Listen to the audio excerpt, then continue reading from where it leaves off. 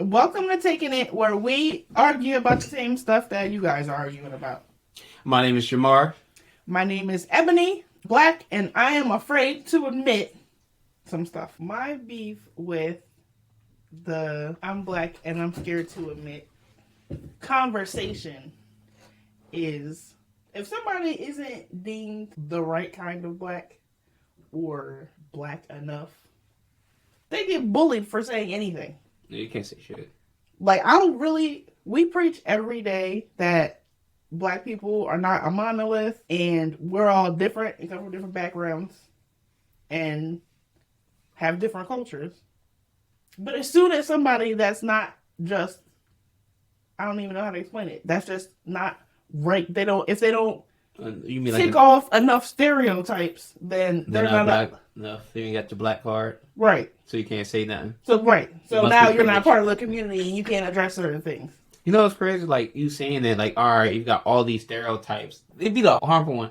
If you're not an angry black woman, so you can't be, you gotta be aggressive somehow, but you hate aggressive women, apparently. You gotta be a hood. Poverty. Right. You know, it's crazy. As soon as you work somewhere, they think you're poor if you're black, some people. Yeah. Which is crazy. What else we got? We also got the token black dude. The one dude. Oh, if you're token black, that's the people they be on bang with. You can be in the hood, grow up in the hood, and be token black at a location. Right. And because you're a diversity hire, they don't think you're black enough. Yes. Because you don't. You know, people don't treat you when you got more money. They don't treat you like you're black. That's very true. Also, yes. So I don't know. I have beef with a lot of people over this right now because this girl said that being in the hood makes her anxious.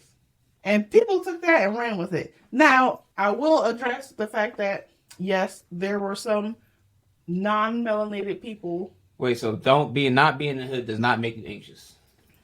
So you on 2nd Street at 9 p.m. when it's dark and you away from your car and you got to walk a block and you're not anxious. Right. Are you anxious? I am.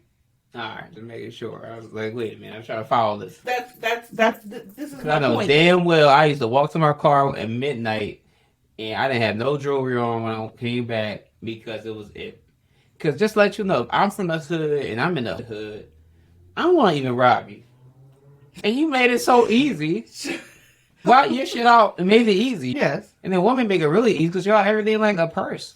Well, that's like a good snatch and go. Like, y'all targets. You're not helping. And then I ain't got to work a full-time job to snatch like $500 worth of shit. And I can sell the purse for another $500. I'm not helping. But it's okay to be anxious in the hood. Well, right. Because I don't even have these thoughts. Gaslight her pretty much into feeling like she's whitewashed and she's anti-black because she doesn't feel comfortable somewhere that she probably didn't grow up, which is why she feels uncomfortable. Oh, no, don't let me not grow up in that hood. If you in a different hood, it's even worse. Yeah, they must have asked you where you from. Let your car be over 2008. Right. Younger than 2008, they on your ass. Definitely watching. Yeah, they like, yo, where you at? I've been pulled over coming off my block simply because I drove a new car. So the police assumed I had to be buying. Or you like stole it? Either one. That's crazy. I used to look the little picture I'm at right now. They assumed that actually it's not my car. Yeah, and I remember I almost got arrested because I didn't have the address on my driver's license yet, going to a nice neighborhood. I believe it. That almost happened. I believe it. But yeah, so I've seen time and time again black people get together and attack another black person, gaslighting them about something that is normal.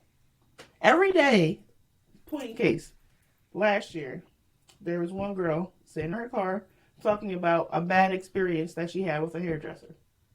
Every day, on every social media platform, black women complain about their hairdressers. Every day. They say we need to go back to the aunties. We need to go to the African shops. Stop messing with the Instagram hairstylists every day. So this girl says it, and she says, I'm just not used to this. I'm used to dealing with white businesses. They don't do this. Which, in my experience, largely is a fact. They're usually open when they say they're going to be open and close when they say that they're going to close. And you can get a refund.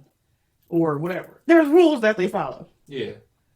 These independent hairstylists aren't following those rules. So everybody else gets to complain about it, but since she has a proximity to whiteness, she's not allowed to complain about it. But it happened to her. So anyway, so they gaslit her for a week, shoot her alive. I felt so bad for that. And this girl, I feel like the same thing's happening to her. Because if she's anxious in the hood, then she must be from suburbia, and therefore she's not allowed to address any of the things that we talk about every day. Mm-hmm. I don't like that. I don't like that for y'all. Be for real. I don't like it either. Be honest. How much time are you spending in the hood that you are anxious?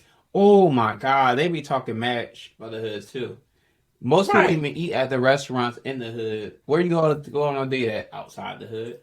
Right. How many dining areas they got in the hood? Yes. Lots of good restaurants. Maybe businesses they got in the hood where you could like shop at. And they're like, I don't want to shop there. I want to shop at Michael Kors. Right. It's like you like buying the white clothes and the white image, but you don't like when people. But you don't like being called out for it. Pretty much is what I'm saying. You devalue someone because they might come across a little bit more white than you. Yes, exactly. It's crazy, but you valuing white things is even more crazy. That's what I'm trying to say. Right, I agree. Yes. I watch people go back and forth arguing about this all week. They're saying, the girl said hood. She didn't say anything about black people. You assume black people because you have your own idea of what the hood is. Black people live in the hood? They do. A meth lab blew up like two years ago. Literally. And they're like, no, don't play. We know what she meant by hood. We know that she meant black people. Either way, when I go to I've been in hoods where it's primarily white people, and yep, I was anxious because they scary. I don't know how else to put it. Poverty and misery is not fun to be around. It's not. The hood is a place full of poverty and anger and resentment and mental illness. Mm-hmm. If you're not anxious when you go to the hood, you don't spend enough time in the hood. You're not paying attention. There's a lot of desperate people. Exactly. And desperation Leads to actions. Leads to a lot of stuff. Shit, if I had, let's say you get arrested, right? You gotta pay for your PO, Yeah. but most time you can't get a job. So how you gonna pay for your PO? Right. It's a setup. Yeah. So I gotta do stuff to pay for my PO. Yeah. I can get the money. Mm-hmm. So guess what? I might steal a little bit. Right. You know what I'm saying? Or if you're a kid, you can't get a job and people hustle on the block. You might hustle a little bit. You know what I mean? And like, what else? No, I agree. I feel like the internet, the black community specifically on the internet, has like this large influx of people who spend too much time on the internet, not enough time in reality. People that pay $2,000, $2,300 rents, like being the first one to address something, like, oh, if I'm the first one to address this girl, then I have the moral high ground. Yeah. I'm the right one. She's anti-black, and this is why, because she talked about this stuff that's actually real. If you're against poverty and if you're against crime rates rising, you're not anti-black. Right. If you're against drinking and smoking, Right. you're not anti-black. Right. If you're even against, let's say, vulgar music, if I say it on the internet right now, I hate vulgar music, you gonna think I'm talking about? They're immediately gonna go to rap music. Even though the white people be Right. their country music is crazy. Right. Exactly. They be talking about the same thing we talking about: shooting, sleeping with someone who's not their significant other, dancing, getting high, getting drunk, driving drunk. Most of these these truck songs talk about driving drunk so much. Yeah, they do. They do. In your truck, that's worse than our small little sedans. You get about a Ford F-150, you dead. You survived in my little Honda.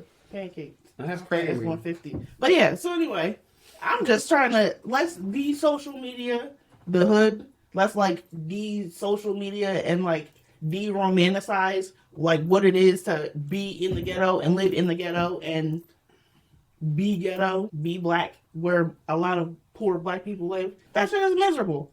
I don't know. I think people, like when you're black, we associate me with struggle. But black people, we own social media, as in we create all the trends.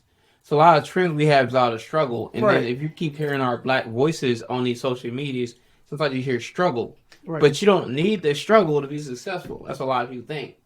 A lot of people don't think we're good because every time, let's say you had a lot of hardship, you had crazy hardships, you don't even think you're good enough that have success because you didn't have hardships. Yes. Like struggle culture is a big thing in the black neighborhood as well. It is. That doesn't get addressed though. Yeah. Somebody saying that being around it makes them anxious. That gets addressed.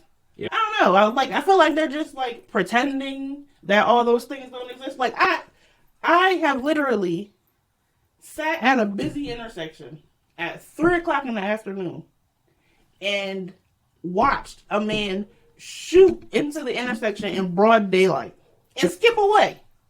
That shit that happens every day. When he skipped, like he literally skipped and smiled and skipped away. I don't know why I thought like a flamboyant man. He wasn't flamboyant.